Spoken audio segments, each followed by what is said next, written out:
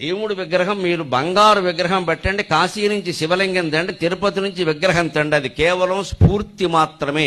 దయచేసి గ్రహింతురుగాక. ఎవరు నమ్మినా నమ్మకపోయినా ఇది పరమ సత్యం. మహిమలు విగ్రహాల్లో ఉండవు, మన మనస్సులో ఉంటాయి. నువ్వు భక్తితో ప్రార్థిస్తే రాయి కూడా రాముడవుతుంది.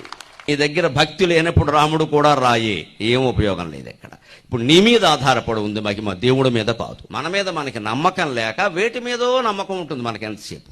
ఆయన ఎవడో వచ్చేస్తే, ఈయన ఎవడో చదివేస్తే, ఆ విగ్రహం ఏదో పెట్టేస్తే మనకి ఏదో అయిపోతుంది. ఏం అవ్వదు ఇక్కడ. నువ్వు ఏదైనా చేస్తేనే అవుతుంది, నీ ప్రవృత్తి మారితేనే అవుతుంది, నువ్వేమిటో నువ్వు ఆలోచించుకుంటేనే అవుతుంది. నేనేం చేస్తున్నా, ఏం మాట్లాడుతున్నా, ఏం ఆలోచిస్తున్నా అంటేనే అవుతుంది. మనోవాక్ కాయకర్మ.